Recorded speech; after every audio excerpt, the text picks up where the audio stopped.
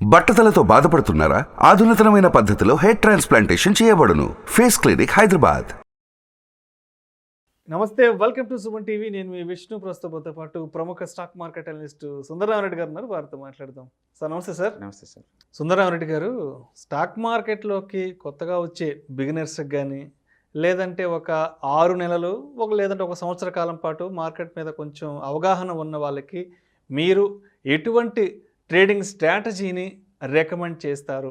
అంటే ఏ మార్కెట్లో మీరు అంటే ఈక్విటీ ఆర్ ఫ్యూచర్స్?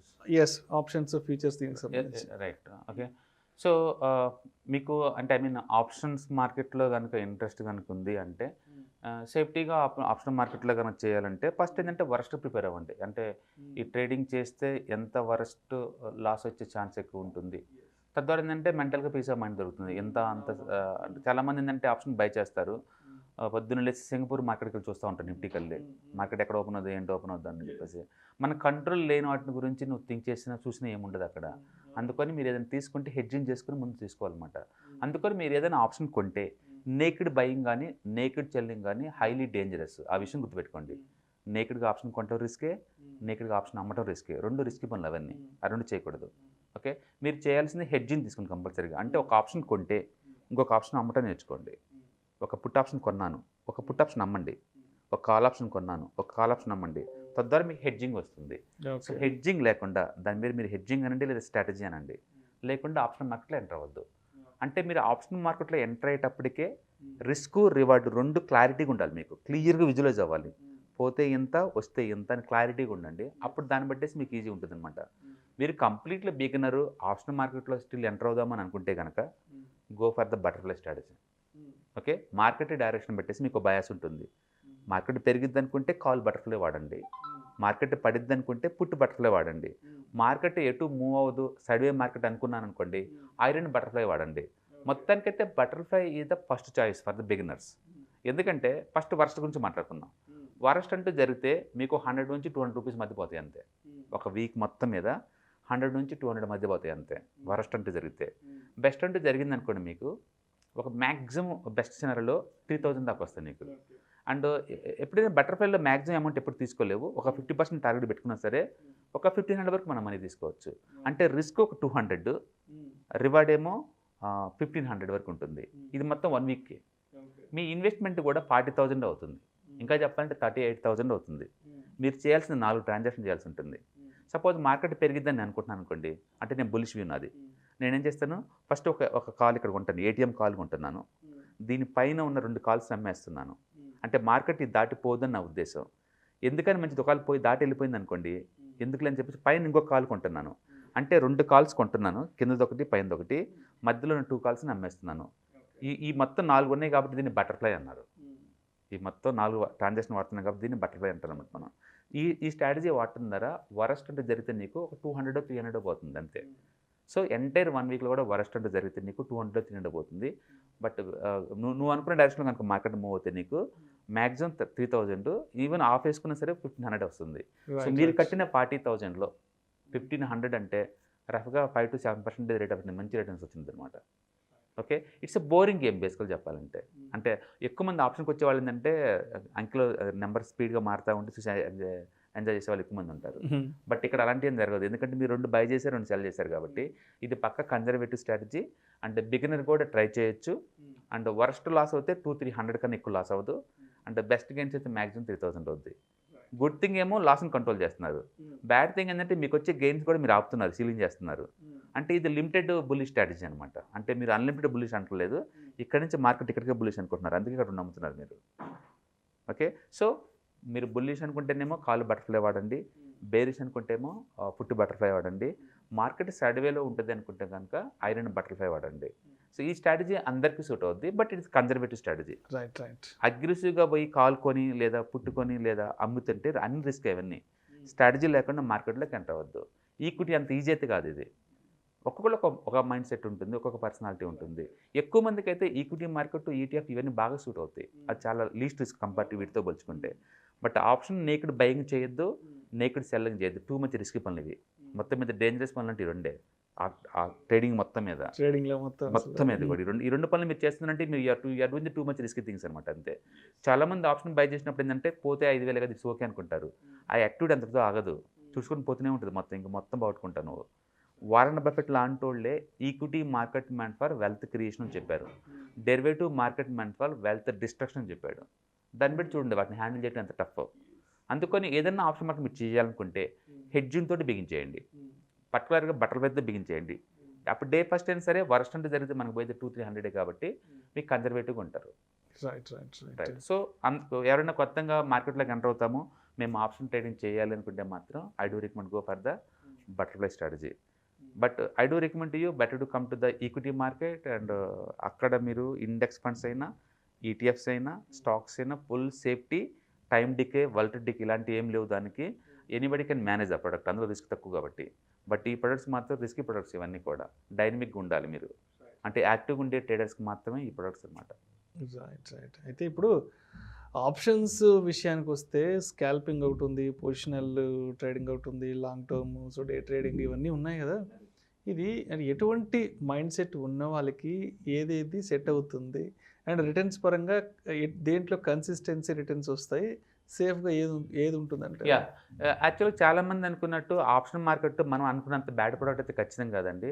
యాక్చువల్ చెప్పాలంటే ఇయర్లీ ఫ్రీగా అంటే వితౌట్ ఎనీ క్యాపిటల్ తోటి ఒక 10-15% సంపాదించుకునే ఏకైక ఛాన్స్ ఉందంటే స్టాక్ మార్కెట్ మొత్తం మీద అది ఆప్షన్ సెల్లింగేనండి. మన దగ్గర కనుక పోర్ట్ఫోలియో కనుక ఉంటే, for example coal India portfolio మీ దగ్గర స్టాక్స్ ఉందనుకోండి, కోల్ ఇండియాలో మీకు ఇయర్లీ 8% డివిడెండ్ ఇస్తుంది కంపెనీ వాళ్ళు. ఎవ్రీ మంత్ కోల్ ఇండియాని కరెంట్ షేర్ ప్రైస్ దగ్గర నుంచి దూరంగా ఒక 10% దూరంగా కనుక మీరు కాల్ ఆప్షన్ అమ్మారనుకోండి, ఇన్వెస్ట్మెంట్ ఏం అవసరం లేదు, మీ దగ్గర స్టాక్స్ ఉన్నాయి కాబట్టి మీకు ఫ్రీగా మంత్లీ ₹1, ₹1.5 వస్తుంది ఈజీగా. అంటే మీకు 5,000 దాకా వస్తుంది మీకు every month without any capital. Okay. So ఇప్పుడు మీకు లాస్ అవ్వాలంటే ముందు స్టాక్స్ పెరుగుతున్నాయి కదా, దాన్ని కవర్డ్ కాల్ స్ట్రాటజీ అంటారు. It's very famous strategy. అంటే మీ దగ్గర పోర్ట్ఫోలియో కనుక ఉంటే మీరు కవర్డ్ కాల్ స్టార్ట్ చేసుకొని మంత్లీ ఫ్రీగా 1%, ఇయర్లీ 12-15% సంపాదించుకునే ఛాన్స్ ఉంటుంది. అందుకని మనం అనుకున్నంత బ్యాడ్ ఏం కాదు ఇది.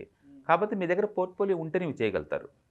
లేదా నేను ఫ్యూచర్ కాంట్రాక్ట్స్ ట్రేడ్ చేస్తున్నాను, ఫీచర్స్ కొన్నా సరే స్పెక్యులేషనే కదా, దాన్ని కూడా దూరంగా ఒక కాలం అండి, దూరంగా ఒక 5% పైన ఒక కాలం వేసారనుకోండి, మీకు అప్పుడు మార్కెట్ ఒక 3% పడ్డా సరే ఇక్కడ నీకు అమౌంట్ వస్తుందన్నమాట. అట్లా ఆప్షన్తో డీల్ చేసేటప్పుడు మీ దగ్గర స్టాక్స్ కానీ ఫ్యూచర్ కాంట్రాక్ట్స్ కానీ ఉంటే దూరంగా కాల్స్ అమ్మటం ద్వారా ఎంతకంత మనీ మేక్ చేసుకోవచ్చు ఎవ్రీ మంత్. మోర్ ఎవర్ మీకు ఇన్సూరెన్స్ కనుక్కుంటే తక్కువ డబ్బుగా అమ్మచ్చు ఫ్రీగా. సపోజ్ నేను కవర్డ్ కాల్ స్టార్ట్ అనుకోండి, ఇట్స్ టోటలీ ఫ్రీ నాకు. అదే మీ దగ్గర స్టాక్స్ లేకుండా మీరు అమ్మారనుకోండి, మీరు 1 lakh డిపాజిట్ చేయాలి, స్టాక్స్కి అయితే 1.4 lakh కట్టాలి డిపాజిట్. నాకు ఇక్కడ మనీ కూడా అవసరం లేదు, నా దగ్గర స్టాక్స్ ఉన్నాయి కాబట్టి. అందుకని మీ దగ్గర స్టాక్స్ కనుక్కుంటే ఎవ్రీ మంత్ కన్సిస్టెన్సీగా మీరు దూరంగా ఉన్న కాల్స్ అమ్మాలి, దాన్ని ఓటీఎం కాల్స్ అంటారు. ఎంత దూరంగా అమ్మాలి అనేది ఏటీఆర్ డిసైడ్ చేస్తుంది. మంత్లీ ఏటీఆర్ మీ స్టాక్ అయితే ఎంతైతే ఉందో అంత ఏటీఆర్ దూరంగా కనుక అమ్మేశారనుకోండి, కన్సిస్టెన్సీ రిటర్న్స్ వస్తూనే ఉంటాయి ఎవ్రీ మంత్ కూడా మీకు. అట్లా అడిషనల్ ఇన్కమ్, ఒక ఇల్లు కనుక రెంట్కి ఇస్తే మీకు ఎలా మనీ వస్తుందో అలాగే మీ దగ్గర స్టాక్స్ ఉంటే కంపెనీ వాళ్ళేమో డివిడెండ్ రూపంలో మీకు ఇయర్లీ 8% ఇస్తారు. ఇలా ఆప్షన్ సెల్లింగ్ ద్వారా ఇంకొక ఇయర్లీ ఒక 10% నీకు వస్తుంది. అంటే స్టాక్ మూవ్ కాకపోయినా కిందకి డ్రాప్ అవుతున్నా మీకు ఎలాంటి సంబంధం లేకుండా ఇయర్లీ మీకు ఒక 18-20% వచ్చే ఛాన్స్ ఉంది రెండు రూట్లో. అందుకని ఆప్షన్ ట్రేడింగ్ని మనం అడిషనల్ ఇన్కమ్ కోసం వాడుకోవచ్చు. అంటే స్పెక్యులేషన్కి వాడేవాళ్ళు కొంతమంది, హెడ్జింగ్ కోసం వాడేవాళ్ళు ఇంకొంతమంది, ఎక్స్ట్రా ఇన్కమ్ వాడేవాళ్ళు ఇంకొంతమంది. అందుకని ఆప్షన్ ట్రేడింగ్లో ఎవరు ఏం చేస్తున్నారు ఎగ్జాక్ట్లీ ఎవరికి అర్థం కాదు. ఫ్రాంక్గా చెప్పాలంటే అందరూ స్పెక్యులేషన్ కోసం దాన్ని వాడుతున్నారని చెప్పలేము. యాక్చువల్లీ ఇండియాలో ఉన్న మ్యూచువల్ ఫండ్స్ మొత్తం కూడా ఓటీఎం కాల్స్ అమ్మేస్తూ ఉంటాయి అదే పనికి ఎవ్రీ మంత్. ఎందుకంటే సెబీ వాటికి పర్మిషన్ ఇచ్చింది కవర్డ్ కాల్ స్ట్రాటజీకి. స్టాక్స్ కనుక్కుంటే వాటి దగ్గర ఎవ్రీ మంత్ దూరంగా ఉన్న కాల్స్ అమ్మేస్తూ ఉంటారు అదే పనిగా. రీసెంట్గా పరాగ్ పారిక్ వాళ్ళు కూడా 2020 నుంచి వాళ్ళకి పర్మిషన్ వచ్చినాయి కవర్డ్ కాల్ స్టార్ట్ చేయడానికి. అందుకని మ్యూచువల్ ఫండ్స్ అందులో ఎంటర్ అవుతున్నారు. ఇంతకుముందు ఎఫ్ఐస్ ఆల్రెడీ వాళ్ళు అగ్రెసివ్గా ఉంటారు ఏరియాలో, హెడ్జ్ ఫండ్స్ అయితే ఫుల్ టైం దాంట్లోనే ఉంటాయి. ఈ మధ్య రిటైలర్స్ కూడా ఎంటర్ అవుతున్నారు. ఆప్షన్ బయింగ్ కన్నా సెల్లింగ్ కూడా ఎక్కువ అవుతున్నారు మార్కెట్లో ఇప్పుడు. ఎందుకంటే అది free, first of all amount పెట్టే పని లేదు. రెండోది వాళ్ళ దగ్గర ఆల్రెడీ స్టాక్స్ ఉన్నాయి. ఏదైనా రాంగ్ అయిందనుకోండి, రాంగ్ అంటే ఏంది, మార్కెట్ పెరగడమే కదా రాంగ్ అంటే. అక్కడ పెరిగితే స్టాక్స్ ఉన్నాయి కాబట్టి వాళ్ళు హ్యాపీ, అది ఫీల్ వెరీ హ్యాపీ పెరిగినందుకు కూడా. అందుకని ఎక్స్ట్రా ఇన్కమ్ కోసం ఆప్షన్ మార్కెట్ మనం ఎంటర్ అవడం తప్పేం లేదు. స్పెక్యులేషన్ కోసం అయితే అది dangerous market. Okay, I don't recommend you for speculation. But hedging point of వ్యూలో and extra income point of వ్యూలో option trading is the too good. Right okay, అంటే మీరు బిగినరు నేను హెడ్జింగ్ కోసం రావట్లేదు అండ్ ఎక్స్ట్రెంట్ కోసం రావట్లేదు అనుకుంటే ఇప్పుడు నేను చెప్పిన స్ట్రాటజీ ఉంటుంది కదా, బటర్ఫ్లై స్ట్రాటజీ, అది వాడుకో. ఇవి కాకుండా ఇంకా చాలా ఉంటాయండి, స్ప్రెడ్స్ ఉంటాయి అండ్ రేషియో స్ప్రెడ్స్ ఉంటాయి అండ్ ఇంకా నాన్ డైరెక్షనల్ అనుకోండి, ఐరన్ కాండోర్ ఉంటుంది, ఓకే, ఇంకా స్టాడిల్ ఉంటుంది, స్ట్రాంగిల్స్ ఉంటాయి, బోల్డెన్ నేమ్స్ ఉంటాయి దాంట్లో. ముందు రోజుల్లో మనం డిస్కస్ చేద్దామండి. మీరు డైరెక్షన్ అనుకుంటేనేమో నేను మనం అనుకున్న స్ట్రాటజీ వాడుకోండి, కాల్ బటర్ఫ్లై. బేరిష్ అనుకుంటేనేమో బేర్ బటర్ఫ్లై వాడుకోండి. సైడ్వే మార్కెట్ అంటే ఐరన్ బటర్ఫ్లై వాడుకోవచ్చు. అదైతే బిగినర్ ఈజీగా హ్యాండిల్ చేయగలుగుతాడు. అంటే వరస్ట్ క్లాస్ ముందే డిఫైన్ అయింది కాబట్టి యూ ఫీల్ వెరీ హ్యాపీ. అంతకుమించి పోవడానికి ఛాన్సే లేదు. ఓకే, అందుకని సేఫ్టీగా ఉండే వాటిని వాడండి.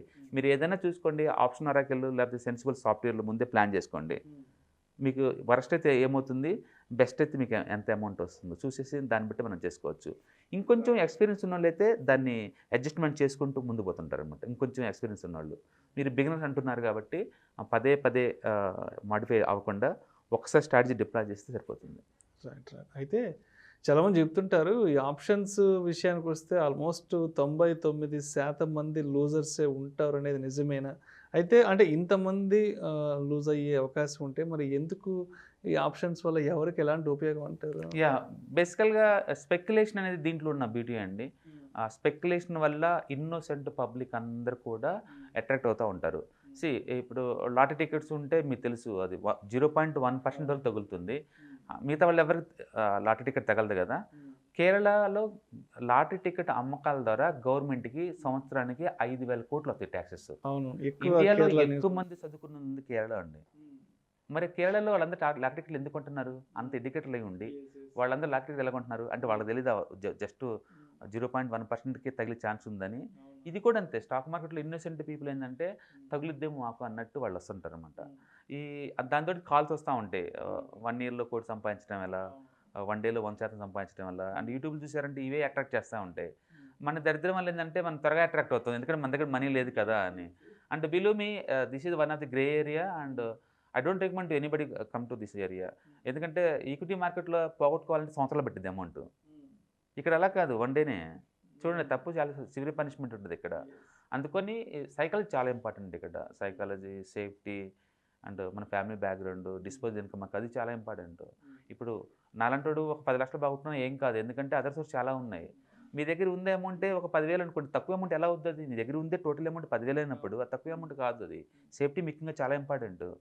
అందుకని మంచి ప్రొడక్ట్స్ వదిలేసేసి ఇక్కడ లాటరీ టికెట్లు కొనేసి టెన్షన్ ఎదురు చూస్తా ఒకరోజు అది మిస్ అవ్వగానే మొత్తం బాగొట్టుకోవటం సింగిల్ డేలో చాలా దారుణం అది. అందుకని I don't encourage to come to youth directly to the option trading. మీరు ఏదైనా చేస్తే డమ్మీ ట్రేడింగ్లో ఎక్స్పీరియన్స్ లేకుండా మీరు రావద్దు స్టాక్ మార్కెట్కి. యాక్చువల్ స్టాక్ మార్కెట్లో ఇంత బ్యాడ్ రిప్యుటేషన్ రావడానికి కూడా కారణం అదే. ఇన్నోసెంట్ పీపుల్ వస్తారు, లాటరీ టికెట్లా కొంటారు, అది పోతుంది, వాళ్ళ దగ్గర నుంచి కాసిన మనీ. ఎడ్యుకేషన్ చేసే వాళ్ళు ఎవరు ఉండరు, వాళ్ళని long term wealth creation, compound interest, time value, ఈ కాన్సెప్ట్ లేదు తెలియదు వాళ్ళకి. సో ఇండోర్ వాళ్ళు రెడీగా ఉంటారు ఎస్ఎంఎస్లు ఇవ్వడానికి, రూపాయి కాలు 10 రూపాయలకి వెళ్ళింది ఈరోజు అని. ఇట్లా మెజారిటీ పీపుల్ అట్రాక్ట్ అయ్యి వాళ్ళ ఇన్నోసెన్స్ వాళ్ళు వస్తుంటారు. చాలామంది ఒక్కరోజుకి మార్కెట్ 500 పాయింట్లు పెరిగిందని నమ్ముతారు బలంగా, వాళ్ళకి ఏటీఆర్ కాన్సెప్ట్లు ఇవేం తెలియదు కాబట్టి. అందుకని కొనేవాళ్ళు ఉంటారు, ఎందుకంటే అమ్మే వాళ్ళందరూ పెద్దలందరూ అమ్మే సైడ్ ఉంటారు అండ్ ఇన్నోసెంట్ పీపుల్ అందరూ కొనే సైడ్ ఉంటారు. ఆ యుద్ధం ఎప్పుడు నడుతూనే ఉంటుంది మార్కెట్లో. ఈ మధ్య మరీ ఎక్కువ అవుతుంది ఇంకా. Thank you sir, thank you so much. బిగినర్స్కి ఈ ట్రేడింగ్లో ఎలాంటి స్ట్రాటజీ బాగుంటుంది అనే అంశం గురించి ప్రేక్షకులకు మేము విశ్లేషణ ద్వారా చాలా చక్కగా వివరించారు. Thank you so much sir. ఇలాంటి మరిన్ని interesting videos and valuable information కోసం వెంటనే మా Suman TV money channel subscribe చేయండి, లైక్ చేయండి, షేర్ చేయండి. అదేవిధంగా మీ అభిప్రాయాలను వీడియోస్ కింద కామెంట్స్ రూపంలో మాకు తెలియజేయండి. And this is Vishnu signing off. Suman టీవీలో మీ పర్సనల్ అండ్ బిజినెస్ ప్రమోషన్స్ కోసం కింది నెంబర్కి కాంటాక్ట్ చేయండి.